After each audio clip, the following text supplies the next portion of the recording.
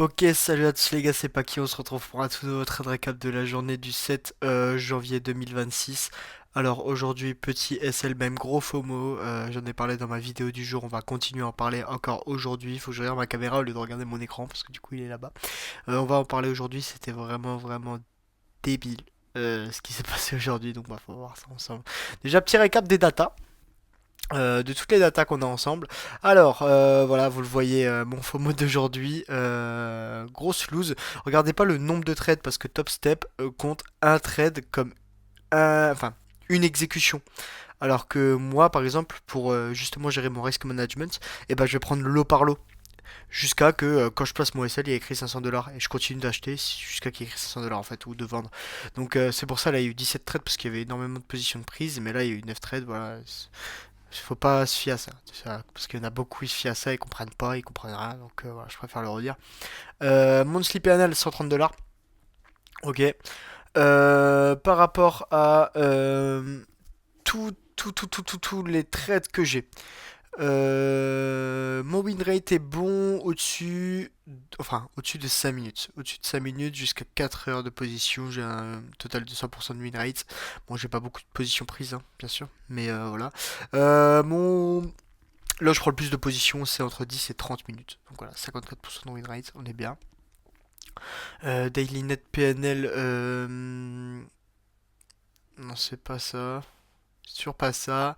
Worst trade, best trade, voilà, donc je suis à 452. Là, du coup, c'est pas à jour d'ailleurs, et c'est pas non plus à jour là. Je sais pas pourquoi c'est pas trop à jour. T'as dit qu'on les TP comme le best trade. Je sais pas, c'est bizarre. Le 12 du 17, 17 du 12. Le 17 du 12, c'est ouais, bah, sûrement ils comptent ça comme ATP. Donc ouais, je sais pas, ça c'est bizarre, je comprends pas trop. Donc bref, voilà, average duration 20 minutes, nombre de trades 94, donc pareil, ça du coup c'est pas totalement vrai, entre guillemets. Hop, list profitable day Wednesday, donc c'est le mercredi, et c'est ce qui ressort le plus sur mes backtests d'ailleurs. Là aujourd'hui ça a été mercredi, mais je sais pas pourquoi les mercredis je vais pète des plombs. Donc voilà, le mercredi je pense que je vais doser mon trading parce que là ça va pas du tout. Je jure, même sur la fixe replay c'est le mercredi qui est pas bon. Mardi, très bon.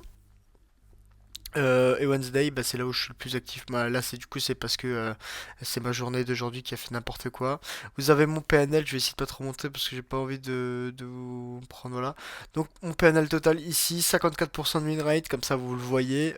Avec un moyen R de 1,32, ce qui est pas dégueu. En soi, je suis rentable, hein. J'ai plus de 50% de win rate, je fais plus de 1 R. Voilà. Donc voilà, pour les stats, comme ça vous les voyez, comme ça je vous les ai partagés un peu, c'est vrai que je vous les montre pas trop, mais voilà ce qui se passait. C'est très dégueu, j'ai honte. Bref, on va aller voir ça. Alors, trading, c'est parti. Alors, première position, très belle, on va décortiquer tout ça ensemble. On le rappelle, on est dans un order block weekly et on a cherché donc hier, hop, une réaction weekly dans un order block. Bah, c'est pas grave, ça va aussi, juste ici. Ok, donc si on va en weekly, on va en H4. H-cap, on avait eu ce break de structure juste ici. Hop, donc là on est vraiment sur un vrai break de structure parce qu'on a un break un intermédiaire high. Donc là on sait qu'on a vraiment changé de billet et qu'on est repassé haussier. Ok, là maintenant qu'est-ce qu'on a juste ici? On a encore cette zone d'order block H4. Je sais pas ce que c'est ce trait rouge. Je vais le laisser pour l'instant. Euh, une zone d'order block H4 juste ici, où on est venu retaper. Donc de H4, on va en M15. M15, qu'est-ce qu'on a eu? Ok, je sais pas pourquoi c'est ça. Ah, c'est ok, c'est juste une zone d'OB. Bon, d'accord. Euh, on est venu retaper dans cet order block une fois, deux fois. On est venu repartir à la hausse juste ici. Ok, donc là pour l'instant c'était propre. Première réaction. Première réaction dans un fair value gap juste ici. Hop, on vient réagir dans ce fair value gap. Donc là pour l'instant c'est parfait. Ça a bougé. On vient réagir dans ce fair value gap. On voit une deuxième réaction. Ok, on va en 5 minutes. Et en 5 minutes, qu'est-ce qu'on a? Alors en 5 minutes, on a un modèle MMXM. enfin modèle MMX, MMBM, un modèle buy, un modèle buy en fait tout simplement. On a l'original consolidation ici, première consolidation, distribution, deuxième consolidation, hop. Ici on voit qu'on break la structure juste ici. Ok, juste ici, qu'est-ce qu'on fait? On vient chercher un swing low juste ici, donc on a un intermédiaire low juste ici. Hop, on revient réagir encore une fois. Là, on a juste, bah voilà, un rejection block juste ici où on vient réagir. Bon, je ne prends pas trop dans mes confluences. Juste ici, on délivre à la hausse, hop, et là, qu'est-ce qui nous reste? Juste ici, une zone d'order block juste ici, avec une zone OTE 0,79% du FIB juste ici, et on a encore cette... comment on dit? Je sais plus. C'est... comment on dit? Je sais plus. Bref, vous avez compris, en gros il y a une bougie et il y a deux gaps de chaque côté. Donc voilà, ça compte à peu près comme un fair value gap. Si on va voir sur l'ES,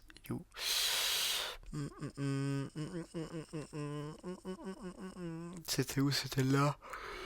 Sur l'ES, on était bien. Excusez-moi, je suis à chaque fois crevé tous les soirs. Sur l'ES, on était bien dans un fair value gap juste ici. Donc là, si on regarde l'heure, il était 8h05. MNQ. Hop. Il était 8h05 et juste là, c'était 8h05 aussi, juste ici. C'était cette réaction dans ce fair value gap, donc c'était après. C'était après 8h05. 8h05. On a réagi. Là, on a réagi à la hausse, voilà, c'était ça. Et là, en fait, on avait cette réaction dans ce fair value gap ici, M5. Voilà. MNQ. Ok, et là, nous, on targetait. Enfin, on était dans cette zone juste ici. Alors, moi, j'ai pris position ici. Pourquoi? Parce qu'on avait un petit fair value gap M5 juste ici. Ok. Et qu'en M2, c'était la même chose. Euh, on commençait à retracer dans cette zone d'order block juste ici. Et du coup, voilà. Quand le prix est venu dans cette zone, j'ai pris position. Donc, il y avait le fair value gap M5 plus l'approche de l'order block juste ici. Donc, je suis rentré manuellement ici. De l'autre, 5. Ok. SL placé ici. Et voilà. J'avais pas trop le temps. Alors, le prix est parti ici. Break even. À partir de ce haut, parce qu'on est passé au-dessus des high là. Du coup, voilà, break even. Je vais pas chercher à comprendre. Je suis parti bosser. Et BE juste ici. Voilà. Dilo BE juste ici. Et j'aurais simplement dû m'arrêter là. Et c'est pas ce que j'ai fait. Maintenant, on va voir le carnage. Mais moi j'ai du mal. Alors, sachant qu'on est venu prendre l'original consolidation ici, just, voilà, il y avait même plus de raison de prendre de trade. Et j'ai cherché à repartir à la hausse. Ok, pourquoi? Parce que il était 10h. On allait dans un fair value gap M15 juste ici. Donc moi je me dis que c'est un bon setup, sachant que là on avait clôturé vraiment bien, comme si, enfin une belle réaction dans ce fair value gap. Donc je fais quoi? J'attends une réaction en plus basse time frame. Voilà, dans cette zone ici, parce qu'il y a quand même de belles zones à aller chercher juste ici. Du coup, ce que je fais, c'est que bah voilà, je rentre en position ici parce qu'on a inversé ce fair value gap, on est venu réagir dedans, donc je m'attendais à une réaction à la hausse, voilà, par rapport à cette inverse fair value gap. Et j'ai tracé aussi ma zone OTE, pardon, je fais que c'est terrifiant, je suis vraiment désolé à chaque vidéo. Voilà. Du coup, je me mets ici et je mets mon stop loss sur, enfin, en dessous de cet inverseur les gap, exactement comme ça. J'ai jamais fait ça de ma vie, ok. Mais là, je sais pas, j'ai décidé de le faire. Voilà, SL. D'ailleurs, SL même un peu plus tôt. Ah non, j'ai bui quelque part par là. Bah voilà, j'ai bu. En fait, j'ai bui ici. Ok. Et je me suis fait SL là. Voilà, là sur ces 4 lots. Le prix est reparti à la hausse. Et moi, là, ce que j'ai vu un fair value gap baissier. Je me suis dit, waouh, dinguerie, je vais repartir à la baisse. J'ai re-short ici. Un très très petit short, je suis même un M d'ailleurs. Oh les gars, j'ai fait n'importe quoi. Voilà, j'ai short ici en 1M, j'avais un stop loss passé au-dessus de ce swing, là j'ai short, bah, stop loss hit ici. Et bref, du coup après je suis reparti dans ma continuation, j'ai bui ici, avec mon stop loss cette fois placé ici. Et voilà, j'ai laissé le prix courir. Une fois passé ici, je me suis remis à break-even. Et je me suis fait BE pour cette énorme bêche de 10h38. Putain, et les gars, c'est un truc de ouf comment je suis fatigué. Voilà, donc de la merde en boîte toute la journée, c'était dégueulasse, mais je l'ai fait. En tout cas, le premier scénario était valide, c'était le seul qui était bon. Tout ça, c'est du pâté de conneries, de ramassis de merde. Ça aurait même pas dû exister. Et il y a juste ça qui aurait dû exister, qui était vraiment propre. Ça, c'est vraiment tout ce que je voulais voir et tout ce que j'ai appris en fait. Voilà. Sachant qu'on avait d'ailleurs une divergence SMT quelque part là-dedans. Je pourrais plus vous dire où, mais je l'avais noté. Mais bref, voilà. Ça, c'était assez propre. Du coup, c'est pas ce que j'ai pris. Enfin, je l'ai pris, mais break-even. Et là, là, on voit ce pâté de ramassis de merde. Je leur dis encore une fois, pour que ça rentre dans mon crâne, ce pâté de ramassis de merde, de trucs de merde, de connards de merde. Bref, voilà les gars, sur ce, c'est tout pour moi aujourd'hui. J'ai rien de plus à vous dire. En vrai, on a fait le tour de cette petite journée de trade.